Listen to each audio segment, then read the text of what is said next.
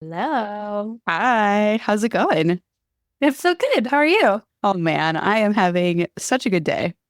Yeah, it's like a total up day. Yeah, just total up day, super productive, and I have a date tonight. Yeah, Yes. Date night. so exciting. It's a third date. I know. We went from exchanging numbers, like first date, second date, third date within a week. Ah, That's very exciting. it is very Very exciting. modern. I also saw that I think are you cooking for I this date am. tonight? I am. I already made the pasta. It's drying right now, and I'll make a homemade Alfredo sauce and some Holy broccoli. shit. I don't know what I'm doing for protein. We're just gonna ignore that food group tonight because I would normally do like salmon, but he doesn't like seafood, and I don't want to Mm. cook chicken There's quite a bit of protein in the pasta, I'm and sure, the because it has broccoli. eggs in it. And the Yeah, broccoli. Yeah. yeah, Vegetarians everywhere have survived for decades. that's so true. You could be my date next time, by the way, if you're I'd gonna be. make fresh It's pasta. it's funny. I was talking to our guest earlier today. We were doing some businessy things, which to listeners, this will all make sense in a minute, and she said the exact same thing. We're ready to be your date no matter what. You will have dates because Kaylee and I, our next guest, are wonderful dates, I will say. Yes, But she is actually in the waiting room. Should I go ahead and let her in? yes, All right, I'm so here we excited go. to see her. Me too. I saw her earlier, but excited to chitty chit chat chat. Here she comes. Chitty chitty, chap chap. I don't know where that came from. Chitty chitty chat chat. It's chitty chitty bang bang. Oh, yeah, that makes sense. Hello, Kaylee. Kaylee. Hello. Hi, Ellen. Hi. So good to How see are you. you? Ah, looks like you're in like the Oh, Scottish Isles or something right now. Yeah, this is the Siuslaw, Oh, Central Oregon coast. is that Yeah. where we went bikepacking? Close, like pretty close, just a little south. This is Cape Perpetua. It's really pretty. It's my favorite part of the coast for sure. It's not the best biking road though. It's real hilly. Yeah. fun to go down. Not so fun to go up, Well, although not I've made this peace one. with climbing lately. I like it now. Okay, making peace with it and liking it to me are very different things. That's true. Yeah, I wouldn't say I like it yet, but I definitely have made peace with it because it means once I get up it, I get to go down it. Yeah, okay, so Yeah. I can be on board with that for sure. Yeah. Should we get into things? Let's do it. Yeah. Both here to give us an update on All Bodies on Bikes, what you've been up to basically for the summer. So, for listeners who've been here for a hot minute, we're going to start doing quarterly updates with your two fearless leaders, Kaylee and Marley. And if you follow Marley on Instagram, you've had a wild summer of van do it life. And Kaylee, you've traveled a bunch too, and it's been for fun, and it's been for all bodies, and it's been for lots of reasons. So give me a highlight of your summers. Where did you go? What kind of community things were you doing? I did so much stuff. Feel like we could popcorn back and forth, Marley. That sounds good. Because some of it I was there for, and some of it was just like Marley's solo wild road trip. We started in May with our Five Boroughs bike ride in New York City, and we kicked things off with an All Bodies on Bikes New York City chapter ride there, which was wild. And it was wonderful to like bike in New York City. And then we rode with a group on the Five Boroughs bike ride, which is a ride that goes through all five of the boroughs of New York City, which was so cool. It was rainy and cold, so it Didn't feel very summer was summery. not. It was 40 miles That of was 40 car-free miles. streets. There were no cars car anywhere. free? It was incredible. Yes. Oh my gosh. Like we got to go on the Like, Verrazano cool. Bridge, which I don't know if New Yorkers hear that and they're like, why are the bicyclists on there? But it was really Right. cool. And we're definitely going to do that again next year. So if you saw our adventures in New York and we're like, oh, I would love to do that, keep that one on your radar. I want in. I'm coming Yeah. next year. And then a couple weeks later, we were in Bentonville, Marley's hometown, for Bike Yeah. Fest, leading a ride there. Yeah, that Which was a was mountain bike cool. ride. One of my favorite things about All Bodies on Bikes is we're not stuck or tied to one discipline. So the Five Boroughs tour was a road ride, and then there was the Bentonville Bike Fest, and one of our partners, Shimano, asked us to lead a ride, and so we did a mountain bike ride, and then the next day a tornado hit. It was crazy. Oh gosh. That was so right. Bentonville was that was a bad tornado. It was a bad tornado, and actually the It was one here bad. wasn't that bad compared to what hit our neighboring town. But we had a good time on the ride until We went into full on cleanup mode and I hauled trees for a couple weeks. Right after that, we went to Unbound Gravel the next week. We had an expo there and then we led a shakeout ride, which was really fun. Very fun. Yeah, it's nice because our shakeout rides, when we first started doing them, would be like 200 or 300 people. And now they're not that big. I don't have a good reason why. I think just because there are more shakeout rides and folks don't feel like they all have to go to one. But it was lovely. More So we got to get- inclusive ones. Yeah. Yeah. Yeah, I think there were 4 or 5 specific no drop rides at Unbound this year, which was really cool. It is super cool. And just Yeah. to be clear, the shakeout ride happens before the ride. Yes. Yeah. Yes. It's opposite for what my brain wants it to be. Yeah. Yes. Yeah. So it's like in my brain, the whole point of a shakeout ride is to make sure that your bike and your body feels good for event day. Nothing is Shake it out. creaking, nothing is rattling or making weird noise. You put everything back together correctly. But a lot of people use it as an opener. And I just learned this term the other day. So like people who ride pretty hard will use it as a way to get their legs ready for Unbound or for whatever the event is. But ours tend to be more of a social pace. And they're not really a warm up, except for in the sense of making sure your equipment is ready to go. Got it.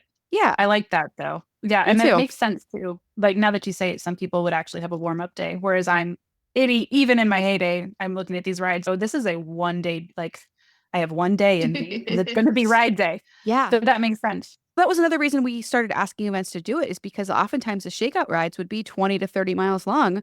And if you're doing the 25 or the 50 mile, why in And the that's a world? big deal for you. Yeah. Yeah. Why Right. in the world would you go ride the same distance the day before? Right. Yeah. It just doesn't make sense. Yeah. So then from there, we're getting into actual summer, and a bunch of our chapters had campouts, which was really fun. Swift Industries, who's a longtime partner, a longtime friend of All Bodies on Bikes, they host a global overnighter on the solstice, and 3 of our chapters did that. So Seattle, Chicago, and Western Massachusetts. I want to say Albuquerque too. I could be wrong about that, but it was either 3 or 4 of our chapters. I don't have the data right in front of me. I'm a good ED, but I don't have it. It's okay. We're gonna fact check you. That's right. I'll be copying back at the end of the episode to tell you everything Marley said wrong. So wait, but it was a solstice ride. Like you had coast to coast coverage. It sounds like if you had Seattle and Massachusetts. Yeah. There's a ride, I think it's in the UK, where on the summer solstice you chase the sun, because the UK is skinny enough that you can ride forever and ever and ever because the day is so long too. You like can make that's it. cool. I don't remember if you make it coast to coast.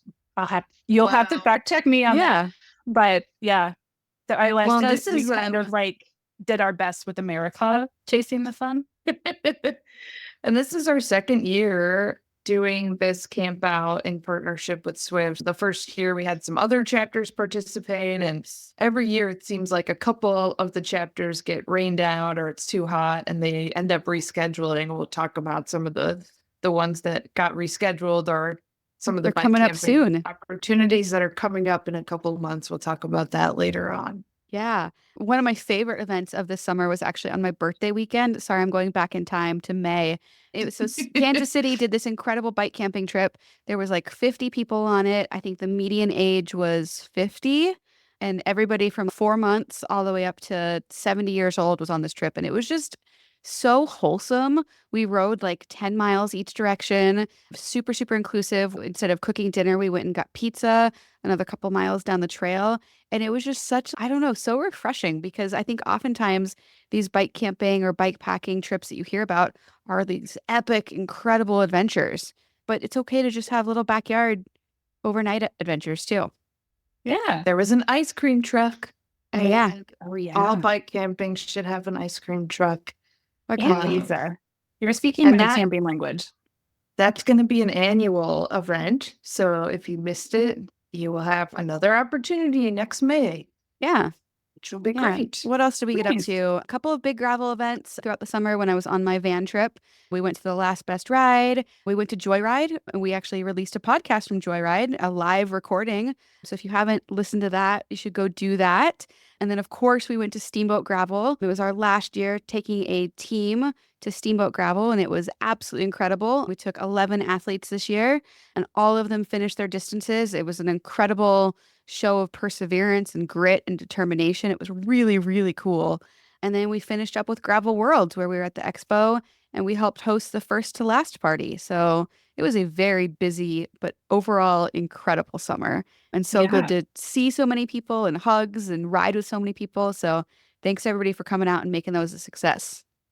What is like your best memory, or was there anything super surprising about the summer? Yeah, it was really special for me to see the team at Steamboat. Like, we've put the team together and brought a team for 3 years, but I wasn't able to make it the last two.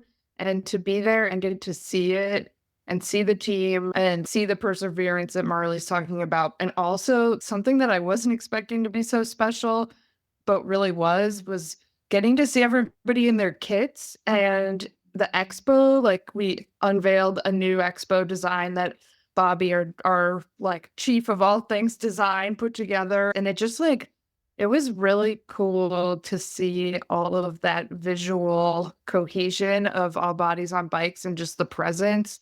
And it feels surface level on one hand, because it's like, oh, it's just like how it looks. But the fact that it looks that legit, and we have a team of people wearing their like sponsored athlete kits, like, it's really cool to see. It's pretty impactful to see that. For me, that was the highlight, and it was the end of summer. How about you, Marley? Oh, I'm so bad at reflecting and looking back. I think for me, I'm always just amazed at how far the word has spread about All Bodies on Bikes.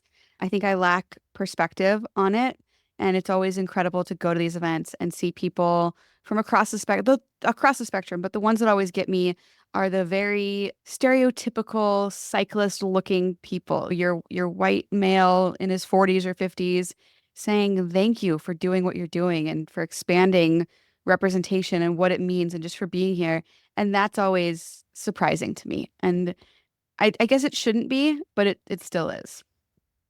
I think it's important because it's a bit of a milestone when you're speaking up for marginalized voices, right? Like, for the majority to have come up and said, I see you and I recognize that this is important. Like, I could see that would stick with you.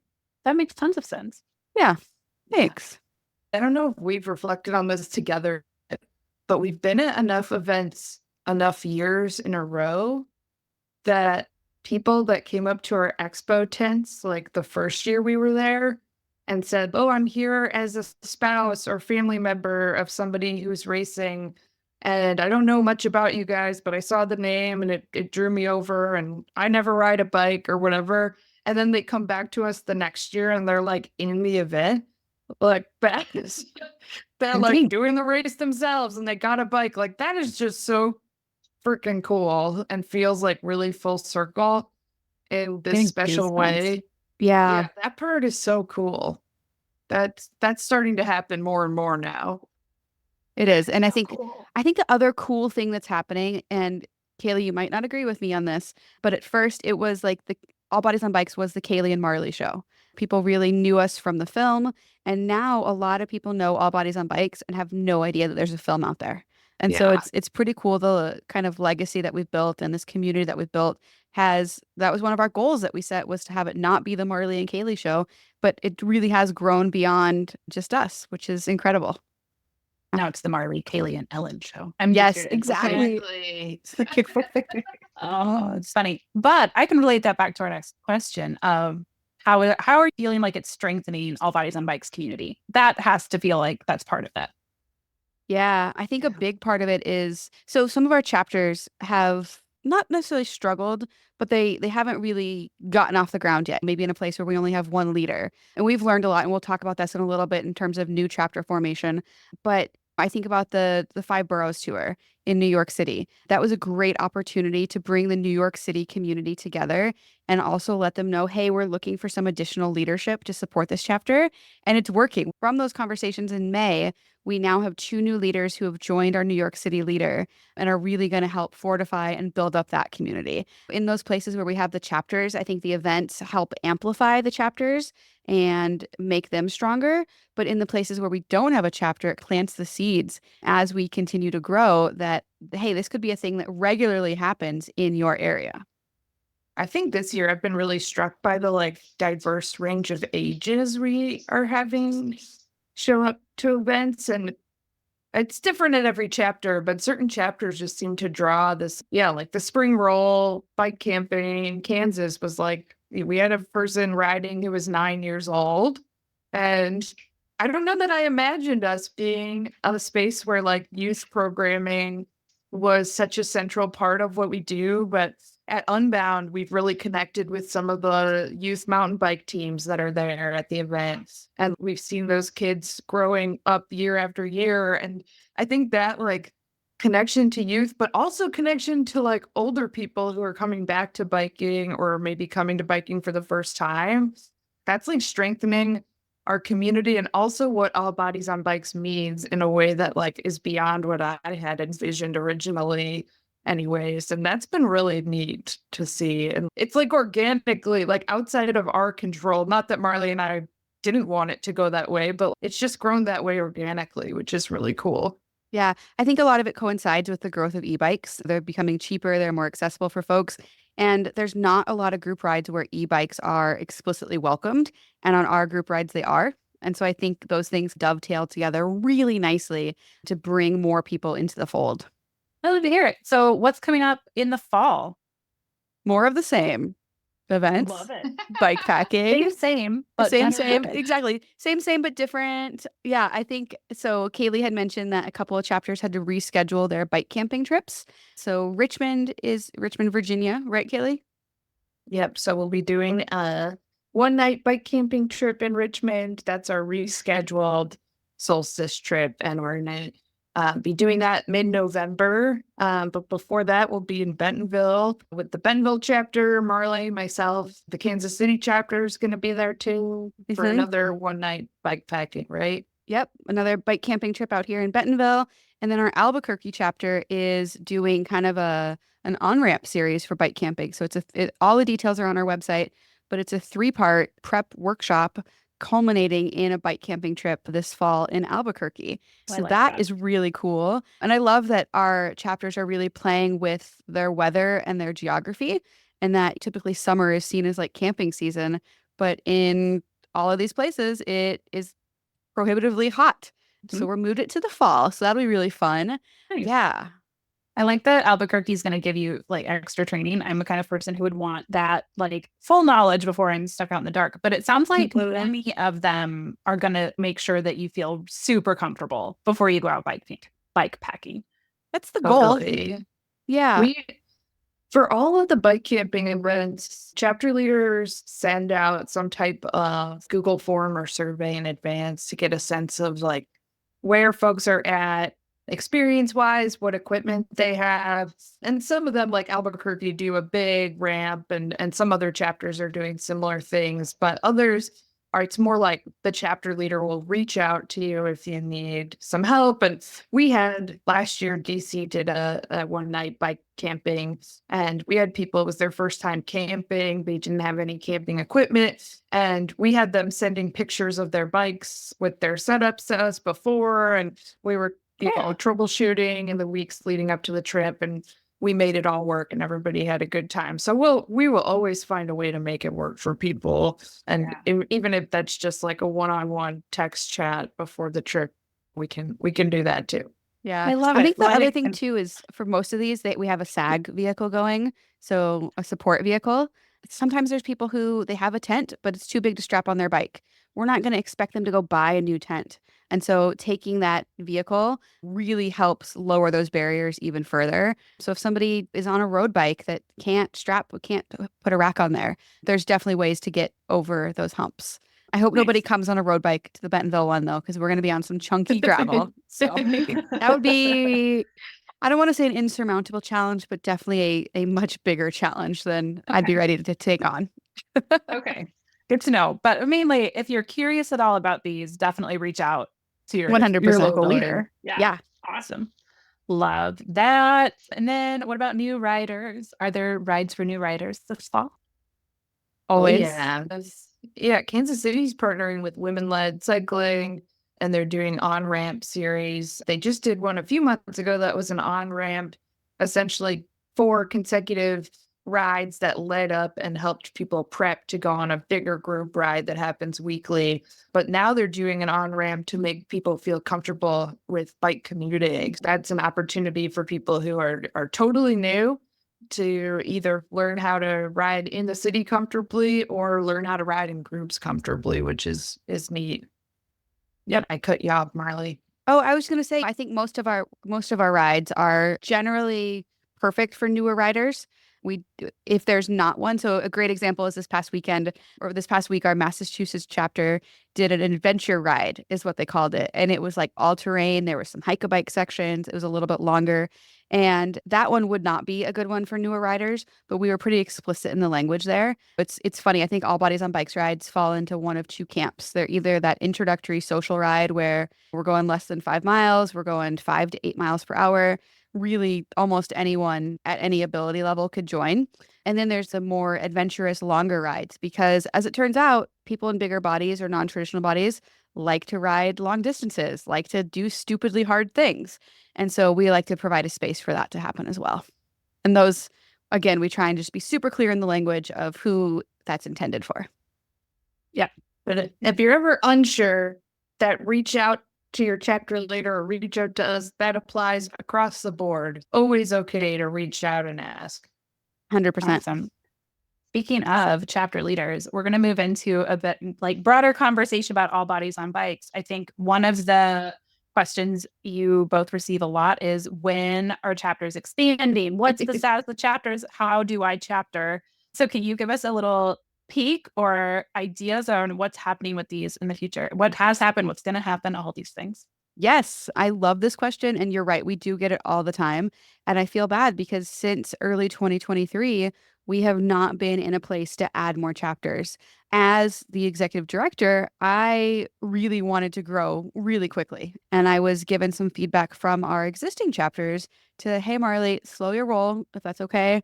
We need time to get our feet on the ground and figure out what we're doing before new chapters come on board. And they don't have to mentor them, but it would fall into a natural mentorship. And I'm really glad we pressed pause and didn't decide to grow any new chapters, because it has allowed us to put in place a much more formal system of how do we start a new chapter? What does training look like? What support materials do we have for them? And so we're getting ready this fall to launch. I think it'll be between 3 and 5 new chapters. And the reason why I'm not super sure on that number yet is because there's a couple things that have to fall into place. So one of our big learnings from our previous rollout was that chapters need more than one leader. Trying to lead a chapter as a solo person is very, very, very hard, because the way that our rides are structured, you need at least 3 or 4 people to lead the ride. And if you're constantly recruiting volunteers for every single ride, that's just an exhausting process. And for new chapters, we're asking that they have at least 2, preferably 3 or 4 people to come on as leaders. We're also looking at geographic location. Doesn't make sense given where our other chapters are at. We've had a million requests from the Northeast corridor, and we already have New York City, we have Western Massachusetts. It'd be cool to have a Boston chapter. It doesn't make sense for us right now, given that we don't have anybody in Texas. We don't have anybody in California. We just got to be strategic right now, and we will eventually grow to where we have 25, 50, who knows, maybe even 100 chapters one day. But for right now, we're not there yet. So we're just trying to be really strategic geographically. And then this last kind of criteria is a little more nebulous, but we try and get a feel for what the existing cycling scene is in a place, and how would All Bodies on Bikes kind of slot into there. Is there already an inclusive cycling scene? Are there other organizations that we can partner with as we're getting off the ground and growing? Is it a hyper competitive scene? Just what is the general scene? Are there shops that we could partner with? All of those things. So once we get those things in place, and that's what our new chapters are working on right now, is getting their leadership team put together. We're going to do a 3-part training series. Last time we had all of the leadership come down to Bentonville and we did a weekend away. Funding has dried up in the nonprofit world a little bit, so we're not going to be able to bring everybody to Bentonville, but we're going to just do a 3-part training. So the first part will be like everything you need to know about All Bodies on Bikes. The second part will be, here's how to be a chapter leader. Here's how to host rides, how to do all that stuff. And then the third will be resources and just other internal things that our chapter leadership needs to be aware of. That was a long-winded answer, but new chapters are coming is the long and short of it. Long-winded, but super clear. Like, it feels good to know that you're going to take care of somebody who's ready to launch an All Bodies on Bikes chapter. Are we announcing where the chapter is going to be, or is this a TBD super surprise later announcement? We can announce a couple of them that are definitely happening. So Portland, Oregon is definitely happening. The DFW area in Texas is definitely happening. And then the other ones, we are still working on those other parts of the equation. So we'll announce those later. Yeah. To be continued, but very Yes. exciting. Very Well, exciting. Portland and DFW, welcome to the All Bodies fam. Yeah. Very exciting. And then is there anything else like related to All Bodies on Bikes growing outside of the chapters that you wanted to share? That's a good question. I think, going back to the events, we are working on our 2025 event calendar right now. And if there's a certain event that we should have on our radar, we have unintentionally become very gravel heavy. And that was never the goal. All Bodies on Bikes was never intended to be a gravel cycling organization. It just so happens that that's the kind of riding I like to do. And so it's really easy to go out and have a presence when it's an event that's already exciting to me. So if there's an event that should be on our radar that, would be great for us to come lead a ride at or do an expo at or have some sort of presence, please let us know. Get in touch because we're putting together that calendar now and just trying to be strategic for next year about where we spend our money and efforts to travel to. Okay. Speaking of money and efforts, what do you want to share about fundraising opportunities? What you just mentioned a second ago too, that like money's dried up. It's across the whole world. It feels like funding and money and fundraising is all difficult right now because the billionaires are going to space instead of giving it to us. For next bike frontier, maybe. I don't know. I don't agree with All Bodies on the moon. On bikes on the moon. But yeah. Yes. Yeah. No, I make a joke that money has dried up, but we did just get a really big grant from the Walton Family Foundation, which is super, super exciting, which means that we can pay a salary. I think I might have mentioned that last week on the podcast, but we have one full-time employee, and that's me. And that's really exciting because for the past couple of years, I've been not getting paid for this work. And so we are officially official, and that's really exciting. So thank you to the Walton Family Foundation. Employee number 1. Yes. Pretty awesome. Yeah. It's been congratulations. It's been in the works a long time.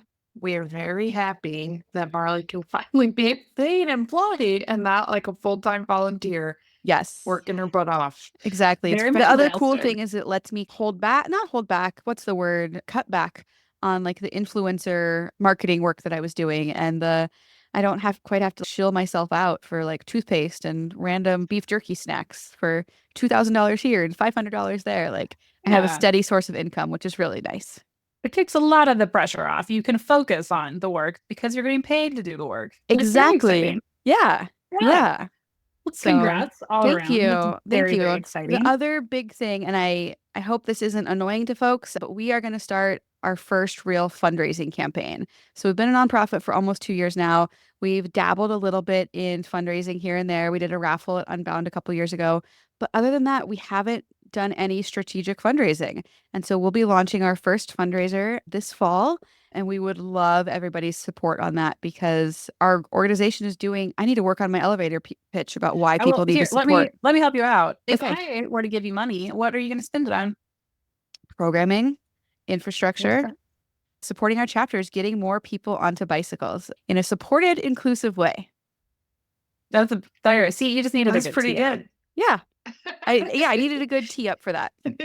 So if I were to give you $20, I feel like that would mean that some of the pizza on one of these bike campaign trips is like it's covered. It's going to help to relieve some of the pressure off of either the chapter leader who might also be donating their time and money. Like there are many tangible ways that we'll be able to really take the money and run.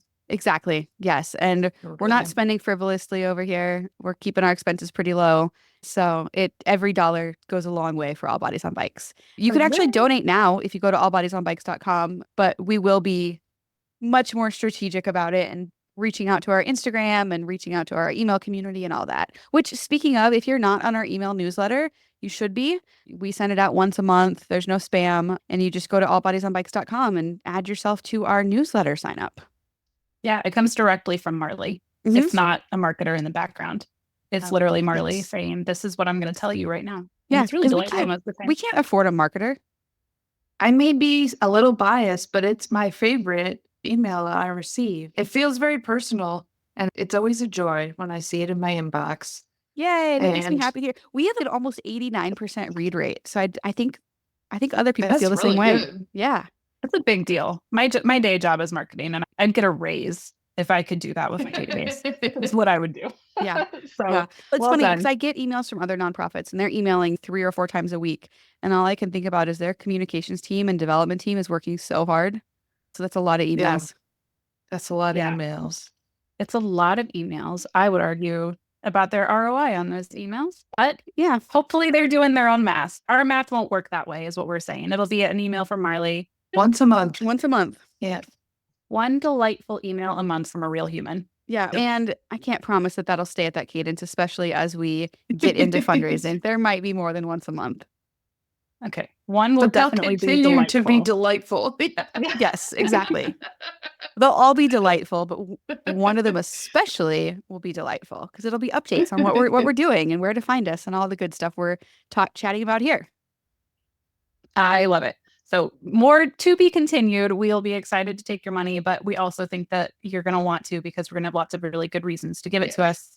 Tell me a little bit more. You both have been working really hard on industry certification stuff and like taking this whole conversation to the industry to change it. So what's happening there? Yes, this is probably my favorite part of the work that I get to do. Like chapters are cool and leading rides is cool, but when we started this, I really had a vision that we were going to change things and shake them up. And it's happening. Things that we want to see are standards for where the weight limit is posted. Right now, there is no standard for where to put that information. So some brands put it on their website, some put it in their owner's manual if you can find it. What we're pushing for is that the weight limit would go on the geometry chart. So similar that you have like reach and standover height, those are standard for all bikes. Other things get measured in different ways, but reach and standover are very similar, or they're measured in a standard way, that there would be a weight limit for the stock build. So that's one thing we're pushing for. But the other part is we really want to be working with bike shops and bike companies on how to work with people in bigger bodies in a way that is respectful and dignified and gets everybody onto a bike that's appropriate for them. I think, Kailey, I'm sure you've heard horror stories, but people just walking into bike shops and either being treated really poorly, or if they are treated nicely, getting onto bikes that are completely inappropriate for them and have way too low of weight limits. And I don't think in most cases, it's malicious. I think it's an ignorance thing. And so making sure that people are well informed on the challenges facing bigger bodied riders, but also the solutions, because there are incredible solutions out there. One of the biggest pain points is wheels. People in bigger bodies, heavier people, break spokes on their wheels pretty frequently because they're just not on super strong wheels. But strong wheels and custom wheels are one of the easiest modifications you can make to a bicycle. It does cost some money, and so it's not accessible to everybody, but there are also just stronger, higher spoke count wheels out there. And if we could normalize it to have that conversation, I think that would go a really long way.